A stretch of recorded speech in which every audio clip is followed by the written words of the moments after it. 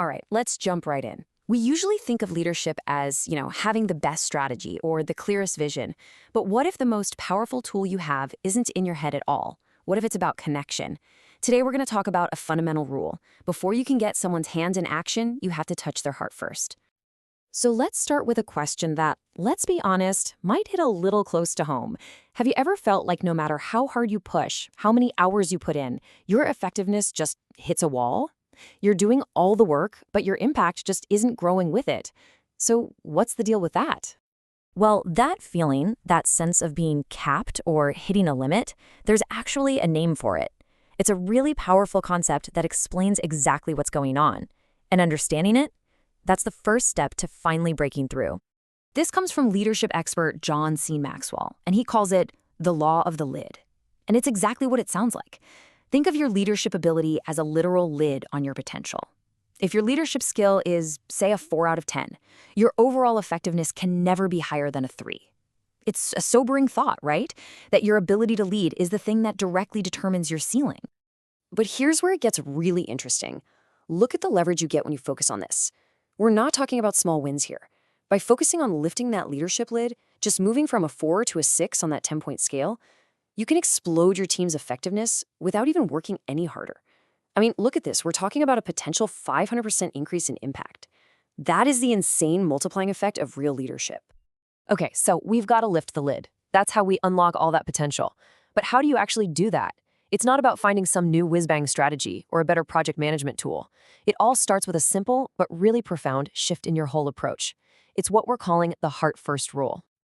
To really get this, you've got to see the difference between the two most basic levels of influence. Level 1 is position. This is where people follow you simply because your job title says they have to. It's pure compliance. But the real game, the next level up, is permission. This is where people follow you because they actually want to. See the difference? You've gone beyond the org chart and built a genuine relationship. That's how you start lifting the lid. And the currency of that kind of leadership? It's trust. Plain and simple. Craig Weatherup, the former CEO of PepsiCo, said it best. Trust is the absolute foundation. You can make a mistake, you can have a bad idea, people will forgive that. But if you break their trust, man, getting that back is nearly impossible. It's the bedrock of the whole thing. So if trust is so critical, how do you actually build it? Well, it really boils down to 3 core pillars. First, competence. Do you know what you're doing? Second, connection. Do people believe you actually care about them? And third, character. Are you who you say you are, consistently? Now, people might forgive a slip in competence, especially if they see you trying. But a slip in character? That can be absolutely lethal to your leadership. But here's the thing. Building trust isn't just about your one-on-one actions. It's also about understanding the water you're swimming in. Every single team, every company has these deep, invisible forces shaping how people behave. And if you want to truly connect, you have to learn to see them. The organizational guru Edgar Schein called these basic underlying assumptions.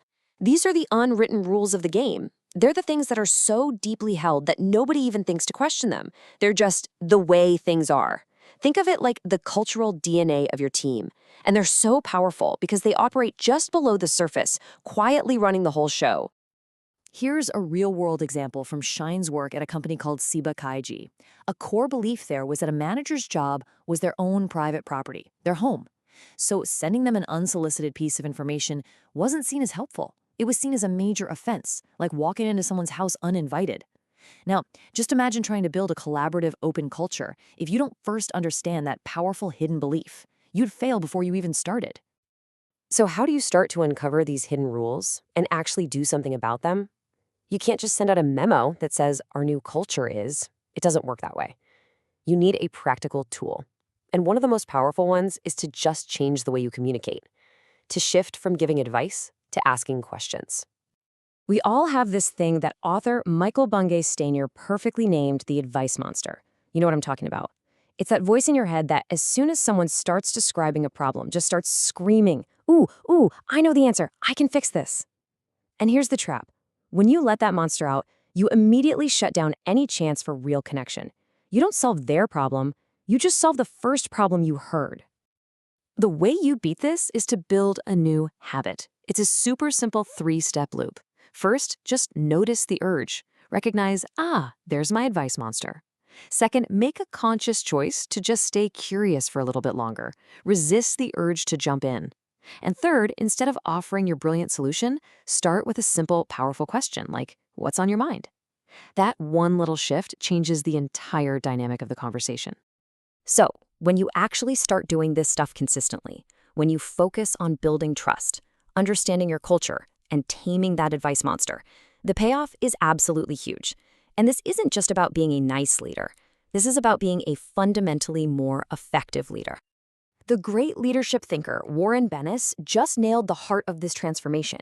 He said, you can manage things, spreadsheets, inventory, processes, but people, you have to lead people. And leadership is about connection, not just control.